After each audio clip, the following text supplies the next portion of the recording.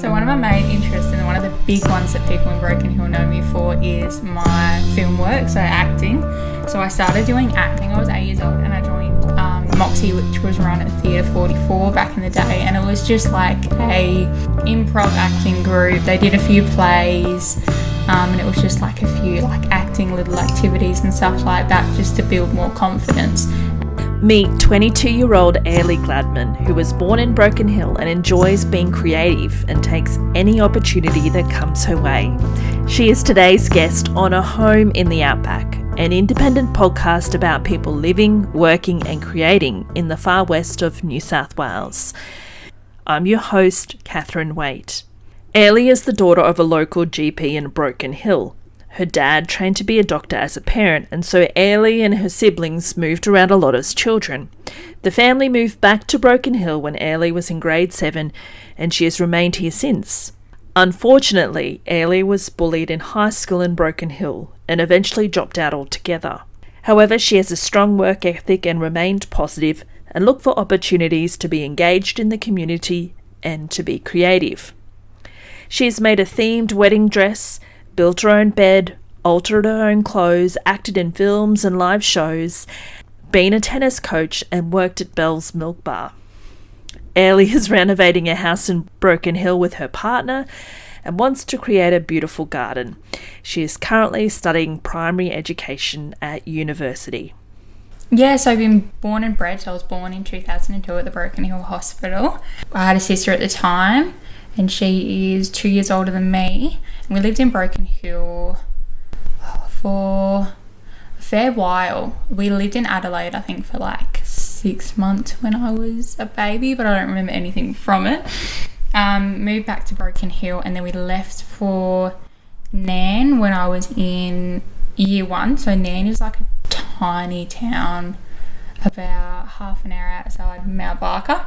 So that was a really, really nice place. Really loved Nairn. It was a very, very small town, population of like, I think it was maybe 2,000 people. So that was really, really good. I really enjoyed that. And then we lived there for about 3 months, moved back to Broken Hill. And then my brother was born. So he was born when I was 4 years old. So there's a 4-year gap between him and I. So then now there was 3 of us.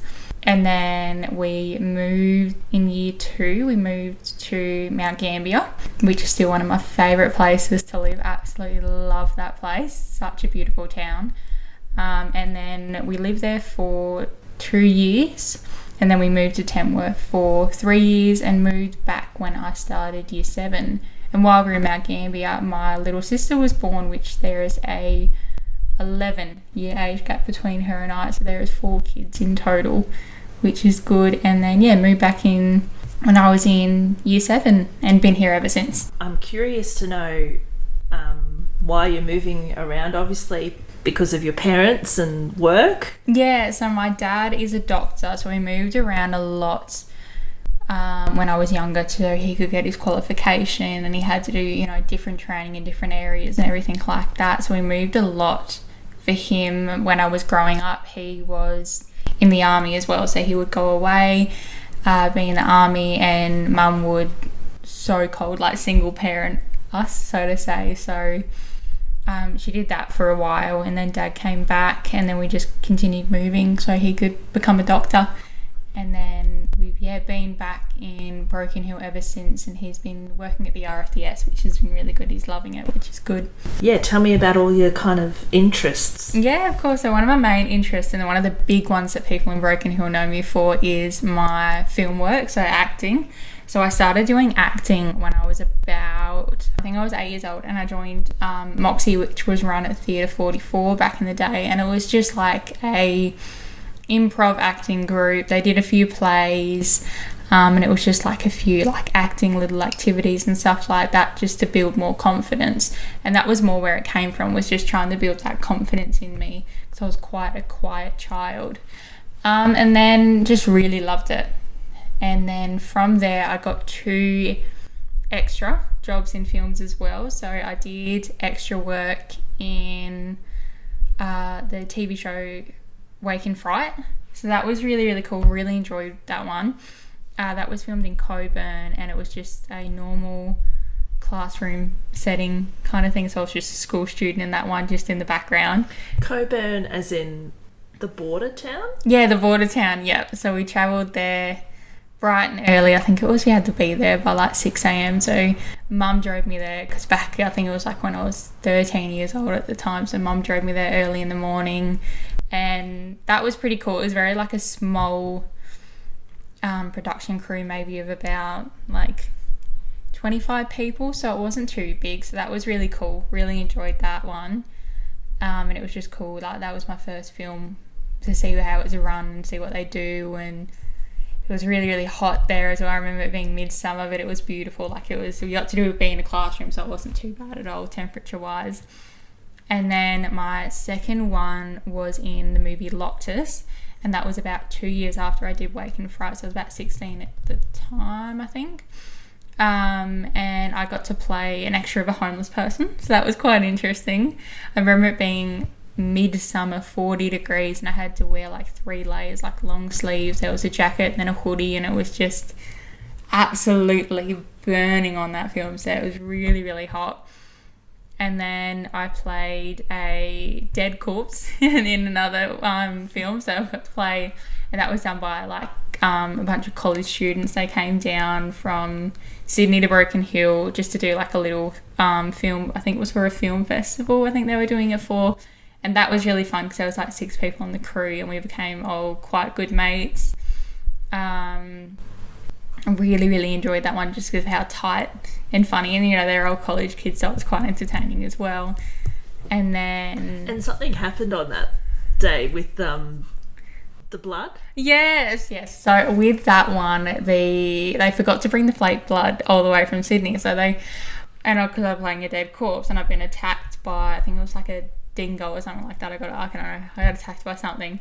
So I had to do blood, and they realised that they forgot it all the way in Sydney. So what they did was they mixed like a lot of maple syrup together. It had like red food dye. I think I put a bit of flour like to thicken it up a bit as well. I think it was flour or something like that, like some floury consistency. And just like a bunch of other things in with it. And because I had to play a corpse, and it was in like the dead of the desert, so they poured it on me while I was laying down, and I'm in long pants and long sleeves and boots and everything, and my hair was just on the ground. It stuck so bad. Like, there was dirt, sticks, everything in my hair.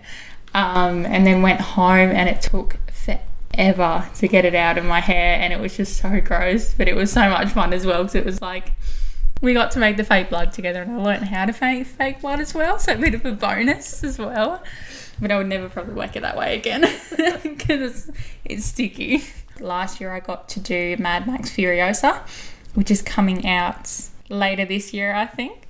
So that was really, really cool. I was in hair and makeup for that one, so I got to do the makeup for the extras and the stunties. So that was really cool. Met a lot of amazing people on that, and that was my big experience of what a massive film set was run by, because it was run by Warner Brothers for that one. So that was amazing. I really, really like that, to actually see how those big films are produced. And it had a crew of, it would honestly probably be near like 500 people, I think, because some people are still in Sydney, some people are in Broken Hill, and there was like 4 different sets running at the same time as well. So it was really, really cool, and I got to actually be on set and watch how they did a few scenes. So it was amazing. I got to meet a lot of really, really cool people on that one.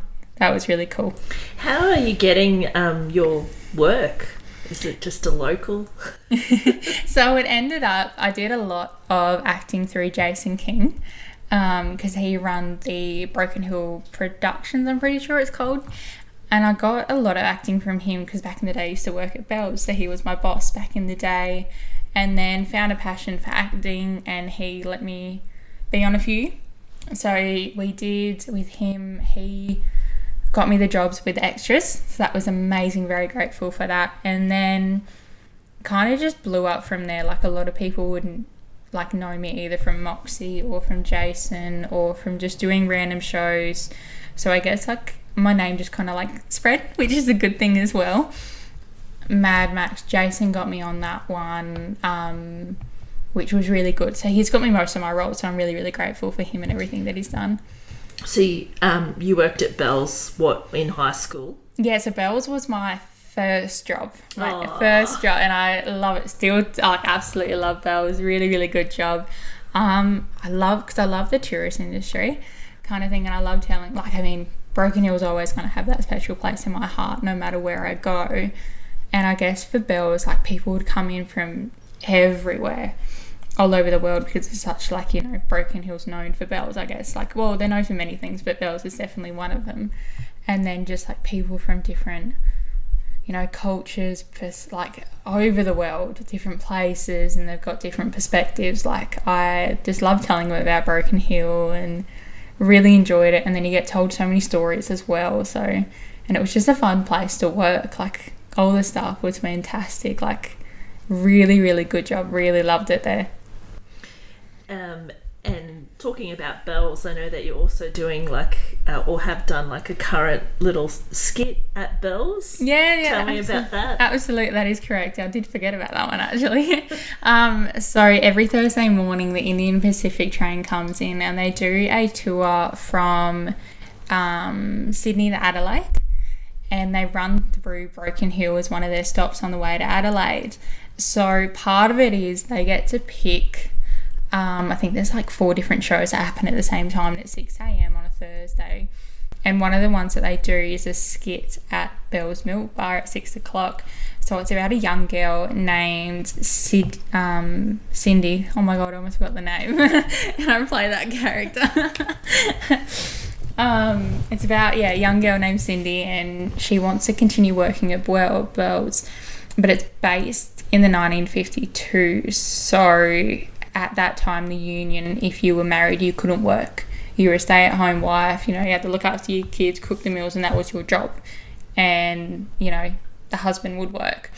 So she's bouncing up the idea of, do I marry this guy or do I continue working at Bell's? But they've kind of made it more of a comedy, which has been good. And then all this crew on that one are really, really close to me because I've been doing acting with them for ages as well. So really, really supportive crew. And it's just interesting, it's the same thing coming down to different, cultures, and they're all from all over the place. We fill it up. I think it's 40 people that come on average to the show every single Thursday morning.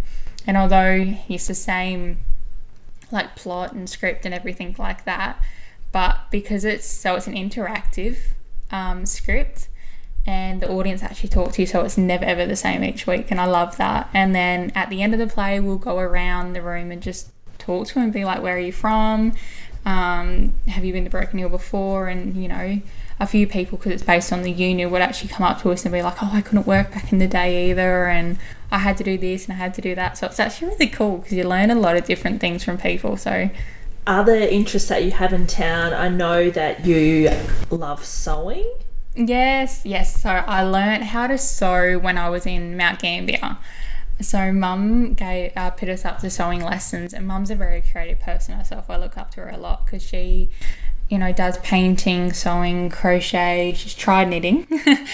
Just scrapbooking. We did scrapbooking in Mount Gambier as well too. So very, very creative growing up. So we started sewing when we were in Mount Gambier at this tiny little shop called Creatively Sewn, and it was run by 2 elderly ladies, but it was so much fun. I loved it.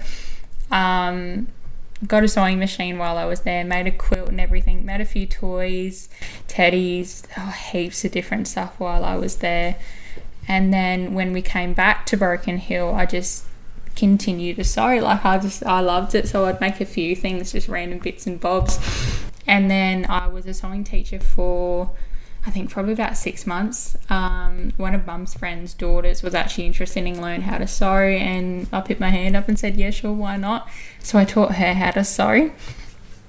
And then because I used to work at the Broken Hill pub as well, and then while I was there, my managers were getting married, and they asked me to make the wedding dress and the groom's outfit. So that was really, really fun. That was a bit creative freedom because it was a Alice in Wonderland themed wedding, and she didn't want the dress to be white. She wanted it just random fabrics thrown together, like Mad Hatter's tea party kind of thing. So that was really fun. A few of the staff helped me build it and stuff. So it was a really bonding, and it's just something different. Like I've never, had to make a wedding dress, so to say, or never had, because never done anything like that before, I guess. So brave. I loved it. Yeah, it was, at the start it was a bit daunting because she's like, creative freedom, that's all yours. So there was no idea what I was going to do at the start. I was just absolutely like, oh my goodness, I have creative freedom on this whole thing. What do I do? Did you like use a pattern, or do you just make it up? So what I did is I bought a massive cork board, and then I just went through Pinterest and just searched up different like sleeves that I liked, different like skirts that I liked, different tops that I liked. There was a few corsets that I had on there, and then like just random color schemes, and then printed photos of like Mad Hatters and like how they looked in the movie, and just tried to like put them all together in a way. So I had a massive like vision board, so to say, and a few of my mates actually helped me out with it as well. And then from that cork board I ended up doing I think I did like 5 different sketches, showed one of my close friends, and she picked out one of like, I prefer that one. And then that was the base of the dress, but along the way we ended up changing a few things, and by the end of it, it was fantastic. Like it was just something different.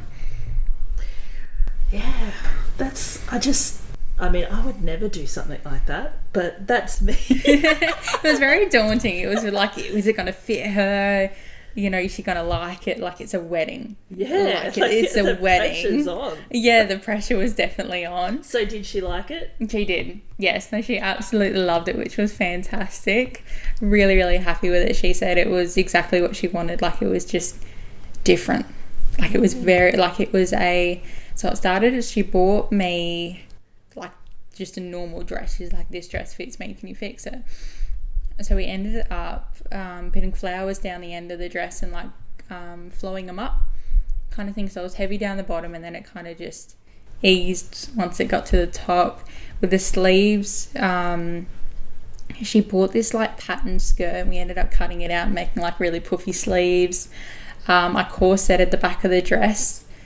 And then for the front, I made kind of like, I sewed a bunch of different fabric together and put it at the lining at the top of the dress. So it was all kind of like different patterns and stuff like that. Like it was all, none of it matched, but it matched at the end of it kind of thing. Like it was all just different.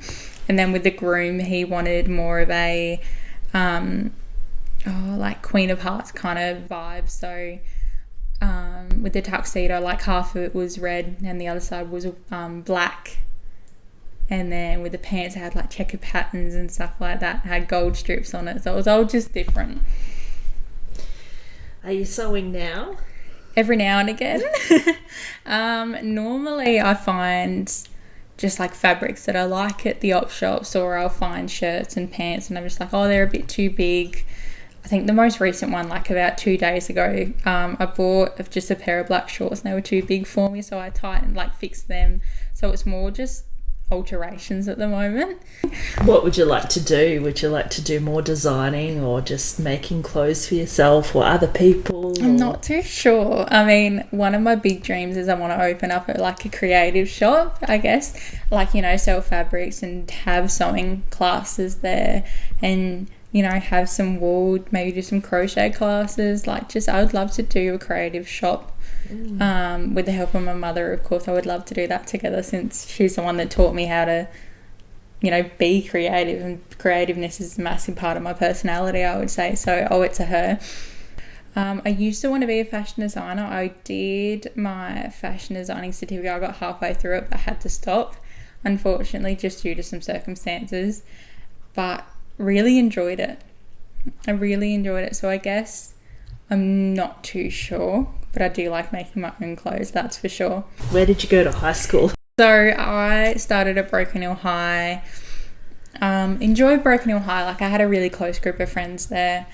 We were, I guess you could call us like the wallflowers, I guess. Like, we were like the nerdy group, I guess, so to say. Like, we loved our video games, and we used to play like Nintendo Switches at lunch and stuff like that. Went to the library, but we were really, really close. Really, really close friendship, and I'm still close with some of them as well, so that was really nice.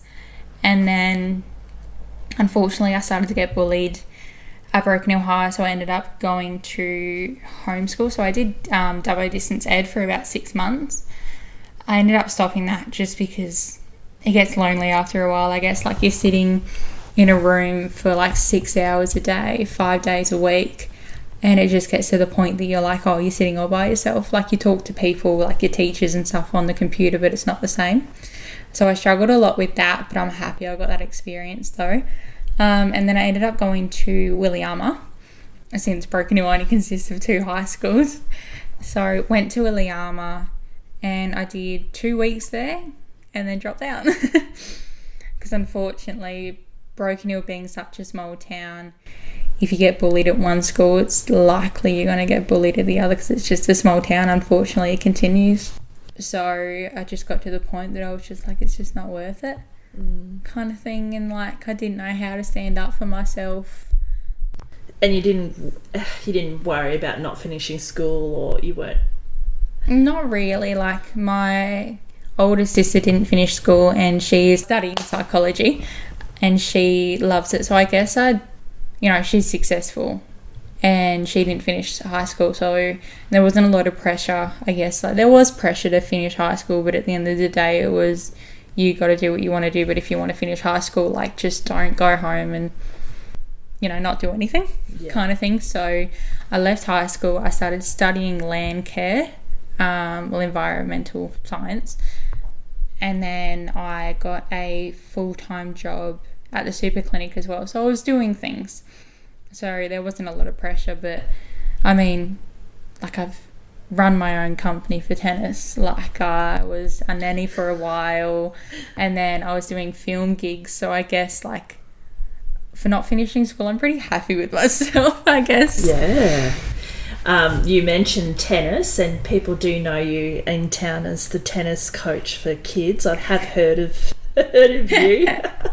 So how did you, are you sporty as well, or is it just tennis you love, or do you do all these other sports as well? So tennis is a family sport, so everyone in my family has played tennis, which is really good. Dad, growing up, was an excellent player. Like he actually got invited to go to America and play for the American Open and everything like that. So he is a phenomenal tennis player. So the US Open? Yeah, so Dad got invited to go to the US Open, but Grandma said no, so we didn't go and became a doctor instead. But the doctor, like he's a very successful doctor, so I think he's done well. Like we moved back to Broken Hill. Dad was still playing tennis with the Broken Hill Tennis Association. I started doing tennis lessons and getting taught how to play tennis there, and did Wednesday night competitions, and they had the Saturday nights going at the time for the young kids, so I did that as well. Mum was playing in Mount Schenk as well, and she continued having hits here and there when we got back to Broken Hill. They had ladies comp on a Tuesday night, so Mum and I used to do that every now and again together. But we've always, like, tennis is a family sport. Like, we've always done it. Every single one of us have done it. Me and my partner now have like little hits every now and again. Normally on a Sunday we'll have a hit together on the court. So yeah, it's just been a family sport. I love it. So how did you get into tennis coaching? So I was getting coached at the time and I was playing Wednesday night, and there was a couple in town called Kim and Rusty, and they would play on the Wednesday nights as well and stuff like that. And then they asked me, they were like, oh, and I think I got coached by them for a little bit. I did. Yeah, I got coached by them for a little bit. And then they asked me, do you want to be an assistant coach? Like, give it a go, see what coaching's like. And yeah, no, I gave it a go. Really, really loved it. It was so much fun. I had to get my qualification, so I'm a qualified tennis coach as well. So I went to get my qualification, and then I was an assistant coach for about 2 years. So I did that while I was in high school, and then I ended up leaving high school but continued doing that as well. And then they ended up leaving and were like, well, here's the business, take it or leave it, what do you want to do? So I sat on that for at least, I think it was a good 2 months. I was kind of like, oh, I don't know. But I ended up taking the business on. I continued doing it for about, I think, a year, and then COVID hit and all the rules changed and everything like that. So unfortunately I had to stop doing it. But now Rusty and Kim are back, so we are looking at starting it again. Unsure when. We're just organising a few extra bits and bobs at the moment. But yeah, so it's really exciting news to get it started and going again, because I absolutely love it. What's the plan? What are you doing at the moment? I understand that you're helping renovate a house. Yeah, so me and my partner got a house probably about 2 years ago, and now we're currently renovating. I gave him like full do what you want with the inside of the house. As long as I get the garden, I'm happy. So that's our plan at the moment. My dream, I mean, I'd love to have like a full garden, like, you know, grow tomatoes, carrots and stuff like that. I love being out and about. Don't really like being trapped indoors. After a day I'll get cabin fever and need to go out. Is like renovating a house in Broken Hill like what a lot of people do? Yeah, it's lucky if you know people in town. Like a few of our mates, you know, have taken on trades of either doing like carpentry, or like the person that's re-ironing the house is a mate of my mother-in-law. So like there's always connections, and it's best to know people. And like we've got so many different mates that do so many different things, so we've got a lot of help from people. And then just a lot of our mates are keen to help out as well, like where they can. So what's the plan? What do you hope to do? Or you just kind of, I don't know, follow the road and follow opportunities? That's what I hear in your story. You just kind of take opportunities as they come to you. Yeah, no, definitely. I guess like a lot of my friends are like, what's your hobby this week? So I like to change hobbies. Like I'll decide something for last week, and then I'll, you know, do this again next week, or I'll do something else the following week. Like I'm constantly changing ideas of what I want to do. So I guess I'm not really sure. Like I start university next month, and I'm studying primary education. So keen to see how I go with that. I'm not too sure what I want to do at the moment, but it's only an undergraduate certificate, so if I end up not liking it, then I've given it a go. What does a place like Broken Hill mean to you? So I guess the main thing that holds me to Broken Hill is my family's here. I think a lot of it, and like I've got, like, you know, I've been here all my life, so there's a lot of different stories. Like I remember back in the day, me and my grandfather are very close, and I used to hand out like how to vote cards with him as a child at Burpwood primary school when I was like 5 years old. So I did that with him. Did a few different things with Rotary. Did he run for politics, or was he just in a political party, or? Rotary. So okay. he was involved in the Rotary Club, and he was involved in the council as well. So we did a few different like bits and bobs, but he was a very community orientated guy, and I think that's where I get it from as well, like wanting to be involved in the community, wanting to help out at events. Like I would say that I get it from him. And then like my grandmother's here, and I've got a lot of different, you know, memories with her. She used to babysit us a lot as a kid, and I remember the night that like my brother was born, and we used to live out at Corny Street. So that house is very, very fond to me as well. And I remember like, yeah, my brother being born, and she had to babysit us, and just being in that house. And then like growing up here, like there's just a lot of different stories, and it's a very close town. Like everyone knows everyone, but everyone's so friendly. Like I lived in Adelaide last year, for about 6 months, and just like the different, like, you know, you'd walk down the street in Adelaide and say hi to someone, and they would look at you like, why are you talking to me? Whereas like if you walk down the street in Broken Hill and you say hello to someone, you're going to start up a conversation for sure. And I think that's one thing that I absolutely love about Broken Hill, is everyone's so friendly, and everyone wants to know that you're okay, and everyone wants to check on you, and everyone just, because there's not a lot to do here, so family and friends is like your foundation, so to say. And I just absolutely love it. And then in the outback, you know, you can see the sunset, and I think that's a big thing. Like with the city, you can't see the sunset, but in here, you know, there's kangaroos everywhere, so there's animals, and the sunsets are beautiful, and the nature walks are amazing as well. So like hiking around, and like a few of my mates go bush bashing every now and again as well. So just having that, I guess, adventurous spirit. And a lot of people say Broken Hill people have two heads. Because when I moved to Adelaide, a lot of people mentioned it. They were like, oh, you're from Broken Hill. Oh, you got two heads. Like, it's weird how people see Broken Hill, because it's interesting when you get out of it how people say it. Like, they're just like, oh, Broken Hill people are quirky. But I think that's the joy of Broken Hill, to be honest. Like, we're all different. I love it. What do you think they mean by that? Like, I actually don't know. Genuinely don't know. I think how we like our link, I mean, the way that we talk is different. Like, where to? That's a big Broken Hill phase, and a lot of people don't say it outside of Broken Hill. how do you use where to? Use it in a sentence. Oh, it's more like a response, like where to with a question mark. If you were going to be like, oh, go to the shops, and I'd be like, where to? And what do you mean by that? Where is it? Yeah. Where is it? Or where you're going? Yeah, kind of thing. Like, where are you going? Like, where to? Like, Where to? He's like, where to are you going? Or it's, I don't know, it's just Broken Hill thing. Like, where to with a question mark means like...